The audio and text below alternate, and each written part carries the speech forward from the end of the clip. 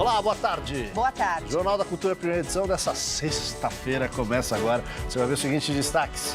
Um olho no impeachment, outro na articulação. A presidente Dilma se organiza com aliados para evitar o afastamento do cargo. Um olho no relógio biológico, outro na ciência. Pela primeira vez vai ser testada uma droga que pode garantir a tão sonhada longevidade.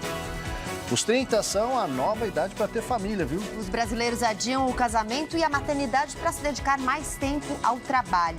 Bem longe do espaço, a NASA dá dicas para os terráqueos e lista as plantas ideais para se manter dentro de casa e purificar o ar. Ao mês, o mar de lama mudava a paisagem de Minas Gerais. E a grande maioria das famílias desabrigadas ainda está hospedada em hotéis. Nosso personagem da semana conecta voluntários a empresas. A unir interesses em comum auxilia quem busca melhorar a vida em comunidade. Você pode assistir ao Jornal da Cultura, primeira edição, ao vivo, também pelo youtube.com.br/jornalismo TV Cultura. Curta nossas páginas no Facebook e no Twitter. A gente começa agora, fica aí com a gente.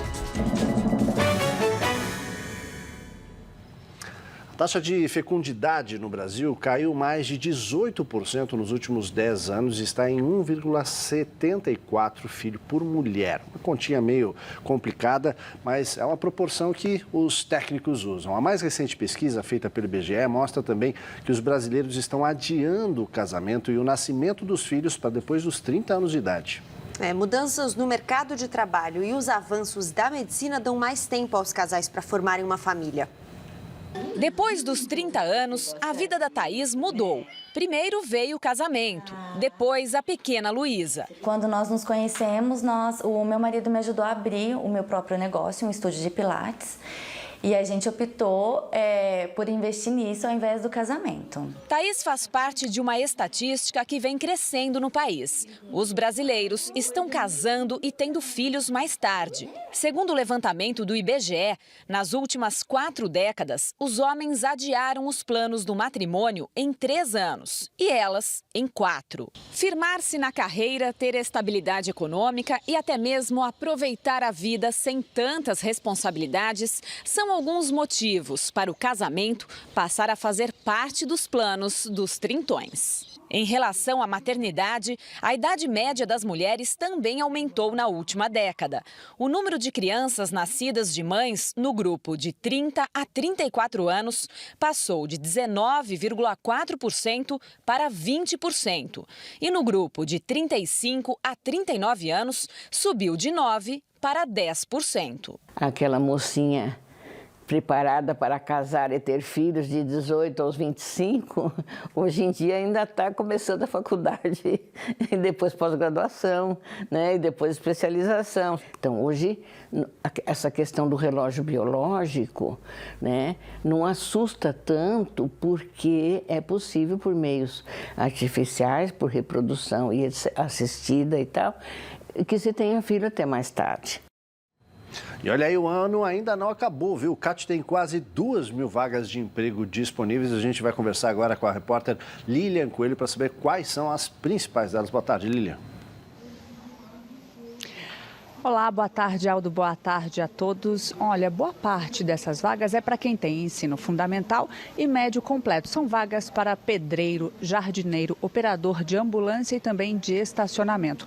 Os salários variam de R$900 a R$2.000. Quem conta os detalhes para a gente é a Graziela Vieira, que é selecionadora aqui do CAT. Como é que ele pode participar, a pessoa que ficou sem emprego o ano todo ou quer mudar de vaga? Ainda dá tempo? Sim, ainda dá tempo. Aquele trabalhador que quiser ter acesso a essas vagas, tá? É só comparecer a um centro de apoio ao trabalho mais próximo da sua residência, portando RG, CPF, carteira de trabalho e número do PIS se tiver, tá? E é realizado um cadastro e ele passa a ter acesso a essas vagas. Ainda dá tempo, uma boa oportunidade, não, Graciela? Sim, com certeza, principalmente para aqueles que buscam uma efetivação futura, né? Porque as vagas, tanto temporárias quanto efetivas nesse final de ano, no caso, né? É uma oportunidade para o ano que vem, porque você pode entrar como temporário e pode garantir uma vaga para o ano que vem. Olha, então, muito obrigada. É só correr que ainda dá tempo. E para quem quiser mais informações, é só acessar o site prefeitura.sp.gov.br/trabalho ou ligar no telefone 156.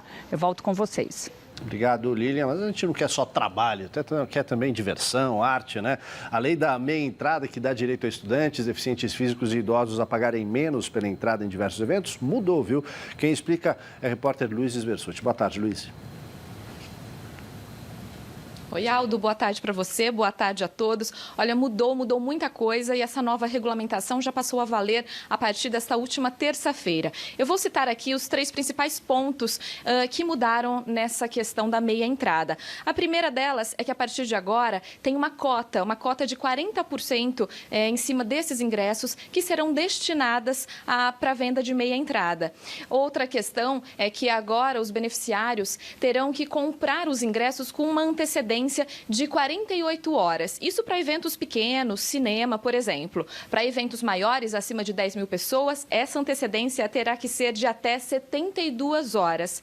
E uma outra questão importante é que não vai ser mais qualquer carteirinha de faculdade que será aceita nos eventos. Serão apenas carteirinhas de instituições específicas, como Uni e UBS. Sobre isso, eu vou conversar mais agora com a Sônia Amaro, que é supervisora institucional da Proteste. Sônia, boa tarde. Sônia, quais os direitos e deveres do consumidor e do estabelecimento com essa nova regulamentação?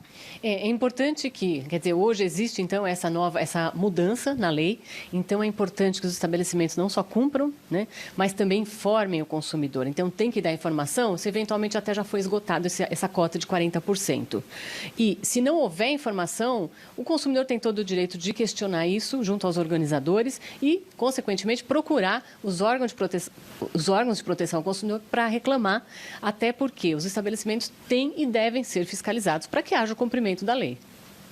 Ok, muito obrigada pelas suas informações. Quem quiser tirar mais dúvidas, saber mais informações dessa nova regulamentação, só acessar o site da Proteste, que é o www.proteste.org.br. Aldo. Obrigado, Luiz. Gabriela. Você gostaria de viver mais tempo, com mais qualidade? Então, veja só, cientistas americanos acreditam que estão perto de desvendar a fonte da juventude. É a metformina, usada no controle da diabetes desde os anos 60.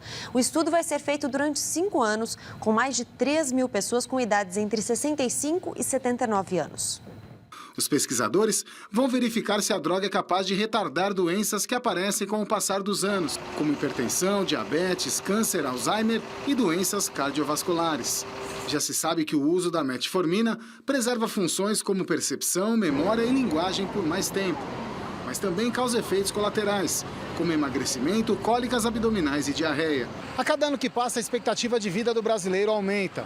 E a ideia de tomar uma pílula para retardar o envelhecimento e ganhar alguns anos a mais de vida divide opiniões. Ia passear mais, né? Porque eu já trabalhei muito.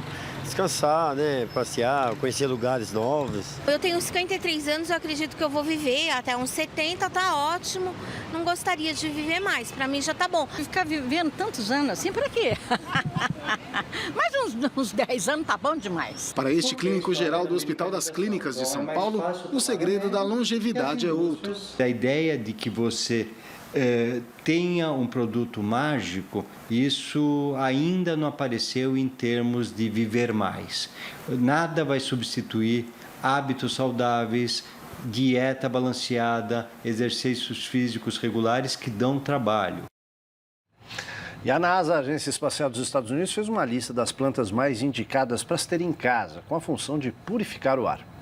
Madalena cuida das plantas da casa com um carinho especial. Quando você entra numa casa que tem plantas, você se sente mais alegre e mais a vida dentro da casa ela é presente, né? Madalena tem 4 das 5 plantas que, segundo o estudo, são as melhores para absorver substâncias como benzeno, amônia e tolueno. A pesquisa levou em consideração as características das plantas, a variedade e a facilidade de consegui-las. Para ter um ar mais limpo em casa, é aconselhável ter o lírio da paz, que absorve todos os 5 contaminantes de ar analisados pela NASA, a palmeira dama, originária da Ásia e que pode chegar a 3 metros de altura, a africana espada de São Jorge, que tolera muito bem as temperaturas extremas, e a árvore da borracha.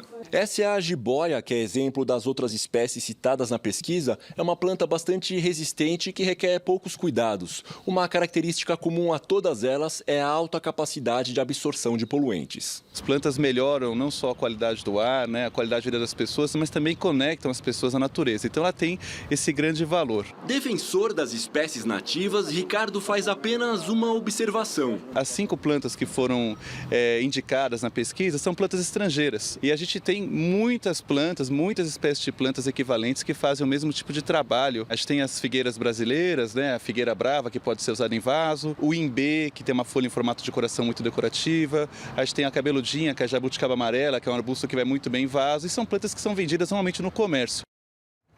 Vamos às notícias nacionais. A tragédia da barragem da Samarco e Mariana completa um mês e apenas 50 famílias das quase 300 que perderam tudo no mar de lama conseguiram moradia da empresa até agora. Pois é, aqui em São Paulo, estudantes voltam a fechar ruas em protesto contra o projeto de reestruturação do ensino no estado. Eles fecharam agora pela manhã, no finalzinho da manhã, a Rua da Consolação, um cruzamento com a Avenida Paulista. Houve confronto com a polícia. Os policiais retiraram os estudantes do cruzamento, que seguiram pela Rua da Consolação em direção à Secretaria Estadual de Educação, onde esperam ser atendidos. Ainda não há uma definição se isso vai acontecer, mas essa manifestação começou bem cedo hoje. Logo de manhã, os estudantes fecharam a Rua Alvarenga, que dá acesso às rodovias Raposo Tavares e Regis Bittencourt. Depois saíram em caminhada pela Avenida Faria Lima, que também teve uma pista bloqueada. Os estudantes repetem as ações de ontem, quando houve 12 bloqueios na capital e em Diadema, na região do ABC. A polícia usou bombas de gás e deteve 13 pessoas, entre elas 2 menores de idade. O governo do estado marcou para a próxima quarta-feira uma audiência pública com pais e alunos. Já o Ministério Público e a Defensoria entraram com ação na Justiça pedindo a interrupção do projeto, que objetiva implantar o ciclo único por faixa de idade nas escolas públicas do estado. A Polícia do Paraná prende 42 pessoas, entre auditores, fiscais e empresários, em operação que investiga a corrupção na Receita Estadual. Os auditores fiscais investigados cobravam propina para não aplicar multas em empresas. Entre os presos está o ex-chefe da Receita Estadual do Paraná, considerado o chefe do esquema. Rompimento da barragem da Samarco, em Mariana, completa um mês amanhã. 245 das 296 famílias que perderam tudo na enxurrada de lama continuam hospedadas em hotéis. Apenas 51 famílias conseguiram casas alugadas pela mineradora. O Ministério Público diz que vai entrar com ações contra a Vale e a multinacional BHP, controladoras da Samarco, caso a empresa não dê mais agilidade à concessão de moradias para as famílias atingidas. E o governo federal agora tem pressa, para votar o pedido de impeachment e pensa até em convocar o Congresso durante o recesso parlamentar. Já a oposição, que antes queria dispensar o recesso, desistiu da pressa e quer deixar tudo para 2016. A guerra do governo contra os defensores do impeachment virou agora uma batalha contra o tempo. O Palácio do Planalto acha que quanto mais rápido enfrentar o processo, menos espaço a oposição terá para falar da crise econômica e política que se agrava a cada dia e do próprio impeachment. A estratégia foi traçada na reunião da presidente Dilma Rousseff com 23 ministros. Jacques Wagner, ministro da Casa Civil, disse que isso responde ao estado de espírito da presidente. Eu acho que ela está com muita disposição, com muita energia e está com pressa. Também faz parte da estratégia do governo buscar a ajuda dos governadores e de movimentos sociais. A contestação judicial ficará por conta dos partidos aliados. Ontem, 3 pedidos contra a abertura do processo de impeachment chegaram ao Supremo. 2 foram negados pelos ministros Gilmar Mendes e Celso de Mello. Outro está em análise pelo ministro Edson Fachin. No Congresso, à noite, a guerra do impeachment ganhou cores. Eduardo Cunha mandou iluminar o prédio da Câmara de verde e amarelo. Um contraste com o vermelho do Senado de Renan Calheiros. O vermelho não tinha nada a ver com a política, era por causa da campanha contra a AIDS, mas o contraste foi registrado. Bom, a gente fala agora de pessoas que estão preocupadas em transformar o nosso país, fazer o nosso país melhor, o mundo melhor. A gente vai conhecer nosso personagem de hoje, que aproxima pessoas interessadas em ser voluntárias e organizações que precisam de ajuda para tentar transformar esse mundo em que a gente vive.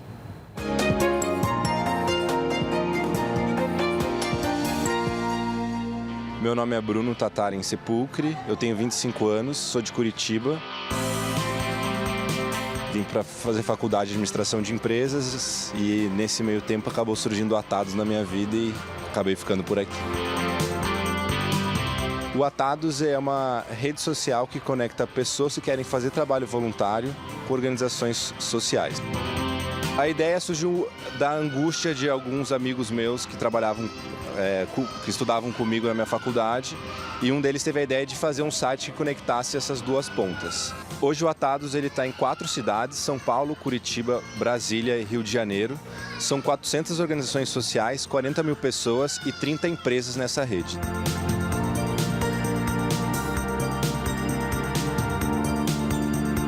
A gente vê, conhecendo essas organizações, que a gente acaba muitas vezes se abrindo para uma realidade que às vezes a gente ou não quer ver ou a gente não consegue acessar, a gente não consegue enxergar. Então o voluntariado também é um meio da gente conseguir enxergar o mundo em que a gente vive sob um outro olhar e a partir disso mudar as nossas atitudes e mudar o ambiente que a gente vive.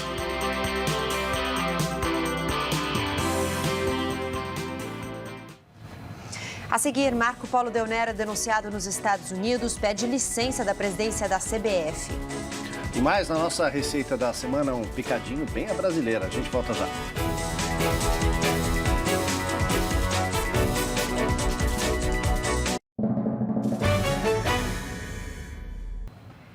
Estamos de volta com uma notícia aí de última hora, acaba de sair essa confirmação. O governador Geraldo Alckmin decidiu suspender todo o projeto de reorganização da rede de ensino do Estado. O governador marcou uma entrevista coletiva daqui a pouco, a 1h, para explicar essa decisão, depois de tudo isso que aconteceu, enfim, esses confrontos que se repetem aí há 3 dias entre a Polícia Militar e os estudantes e essas quase 200 escolas ocupadas por esse movimento estudantil que é contrário a essa reorganização. A gente vai agora para a nossa receita. Isso aí, receita de hoje rende um ótimo almoço, picadinho à brasileira.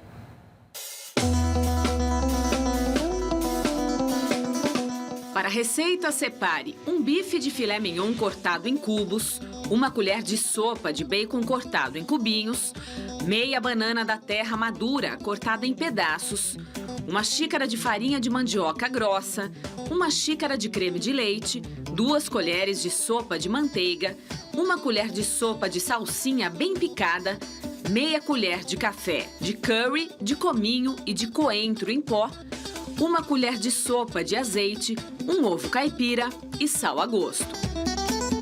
Comece preparando a farofa. Numa frigideira, doure os cubinhos de bacon até ficarem crocantes e reserve. Em seguida, frite a banana em meia colher de manteiga. Misture a farinha de mandioca, a salsa picada, o azeite e o bacon. E adicione sal a gosto. Depois da farofa pronta, prepare o molho do picadinho. Misture o creme de leite e os temperos e deixe ferver por cerca de 2 minutos. Reserve. Em seguida, prepare a carne. Nessa parte eu deixo o filé mignon em contato com a frigideira até ele ficar bem douradinho. Por fim, frite o ovo. Com o prato pronto, para deixá-lo ainda mais saboroso, a dica é acrescentar mais um pouquinho do molho de especiarias por cima da carne, assim como o Tomás está fazendo. E aí é só servir com farofa, o ovo frito e o arroz branco. E bom apetite! Notícias internacionais. A polícia da Califórnia, nos Estados Unidos, encontra um arsenal na casa do casal de atiradores que matou 14 pessoas em um centro comunitário da cidade de San Bernardino, na quarta-feira. Pois é, as autoridades investigam o crime como terrorismo, depois de descobrir que o atirador havia feito viagens recentes a países do Oriente Médio. Além das armas apreendidas no dia do ataque, a polícia encontrou na casa dos atiradores bombas, munição e centenas de ferramentas para a confecção de artefatos explosivos. Para os investigadores, a ação foi planejada, já que o casal deixou o filho com os avós antes de seguir para o centro comunitário. O atirador, identificado como Syed Farouk, participava da festa de Natal no local e teve um desentendimento com um funcionário. O motivo da briga ainda não está claro. Segundo testemunhas, ele deixou a celebração investigação e voltou com a esposa, Tashfin Malik, para o tiroteio. Os dois foram mortos pela polícia horas depois. Em menos de 24 horas, os negociadores da Conferência do Clima em Paris têm que entregar ao governo francês um esboço do documento final da COP21. O financiamento da redução de emissões de carbono dos países pobres ainda é ponto polêmico do acordo. Hoje, em evento paralelo, o prefeito das 80 maiores cidades do mundo também se encontram para debater compromissos contra o aquecimento global. Manifestantes vão às ruas do Equador depois que a Assembleia Nacional aprovou por 100 votos a 8 a reeleição ilimitada para presidente no país. A lei determina que a eleição ilimitada só pudesse ser aprovada em referendo, mas o governo conseguiu na justiça a transferência desse poder para o legislativo. A medida vale a partir de 2021. O mandato do atual presidente, Rafael Correa, termina em 2017. Hora do esporte, Cadu Cortez, bem-vindo. Tudo bem, Gabi? Boa tarde, tudo bem, Boa Aldo? tarde. Tranquilo? Tudo bom. Vamos lá então, a gente começa falando de futebol, futebol/política. Marco Polo Del Nero, até então presidente da CBF, Ricardo Teixeira, ex-mandatário, foram denunciados pela Justiça dos Estados Unidos. Vamos ver. A solicitação foi feita pela procuradora-geral Loretta Lynch, do Departamento de Justiça de Nova York, com base em investigação iniciada em 2013. Os dirigentes brasileiros foram acusados de formação de quadrilha e de recebimento ilegal de dinheiro em vendas de direitos de transmissão de eventos esportivos. No momento em que era anunciado seu indiciamento, Marco Polo Del Nero estava no prédio da entidade e, por meio de nota, renunciou ao cargo de presidente da CBF. A opção de pedir licença fez com que Del Nero pudesse indicar um substituto. O escolhido foi o deputado federal Marcos Antônio Vicente, do PP do Espírito Santo, de 61 anos de idade. Em 27 de maio, 7 dirigentes foram detidos, entre os quais José Maria Marim. Desde então, Del Nero não fez mais viagens internacionais, renunciou ao cargo no Comitê Executivo da FIFA na semana passada e estava fugindo das entrevistas. O outro indiciado, Ricardo Teixeira, depois de anos morando na Flórida, nos Estados Unidos, voltou a residir no Rio de Janeiro, quando tomou conhecimento das investigações contra ele por parte do FBI. Muito bem, o deputado já renunciou também, abriu mão do seu cargo na Câmara Federal para assumir justamente a CBF. Há 15 anos, o tênis brasileiro alcançava o topo do mundo em Lisboa, em Portugal. Gustavo Kuerten se tornava o número 1 do mundo. Vamos ver. Em sua chave, Guga assegurou a segunda colocação, perdendo apenas um jogo contra André Agassi. Nas semifinais, Gustavo Kuerten enfrentaria o líder do outro grupo, Pete Sampras, contra quem Kuerten nunca tinha vencido. Dito e feito, jogando um tênis de nível estratosférico, o último ponto foi um ace, sem chances para o norte-americano. Agora a conta era simples. Guga só seria o número 1 do mundo se também vencesse André Agassi na final. Façanha inédita até então. No dia seguinte, Gustavo Kuerten foi ainda mais perfeito. Com atuação irretocável, o manezinho da ilha jogou a melhor partida da sua vida, derrotando o norte-americano André Agassi por triplo 6-4. Pela primeira vez, o mundo se curvava diante de um gênio verde-amarelo. O dia eu acho mais feliz da minha vida. Primeira vez que eu vou poder falar em português e todo mundo vai me entender. Muito bom isso. Muito bom, Guga, ter existido, sem dúvida. Parabéns, Gustavo Kuerten. Na semana do título do Palmeiras da Copa do Brasil, nada mais justo, né? Do que a gente mostrar essa paixão palestrina no Cine Esporte. Vamos ver. Eu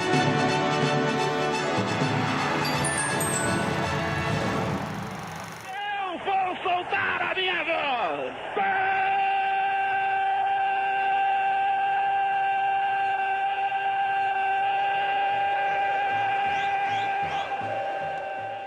O Dia da Paixão Palmeirense é documentário que parece obra de ficção. Mas é tudo verdade, é o alviverde inteiro. Obra de futebol arte de raça palestrina. É filme tanto para palmeirense que sabe de cor e goleado essa história de superação e campeão, quanto para o torcedor do grande futebol daquela Via Láctea do Palmeiras.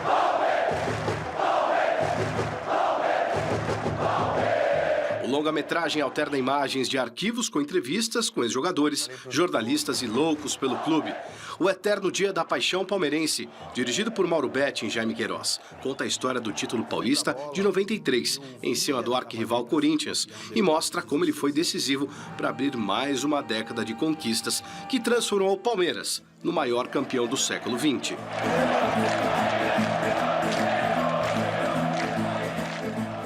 Hein? O animal também, que fase no Palmeiras. É isso aí, gente. Valeu. Até segunda. Até segunda-feira. Muito bem. O Jornal da Cultura, primeira edição, fica por aqui.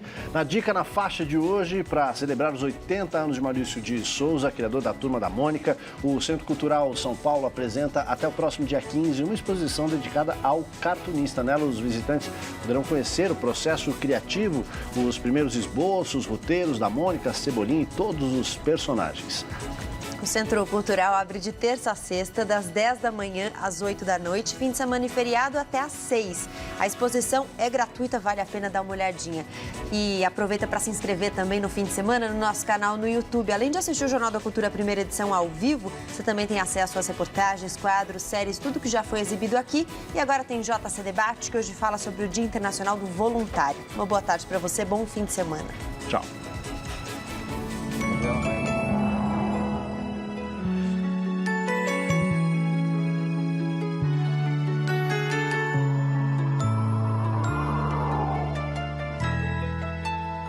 Sabe quando dá aquele aperto no coração?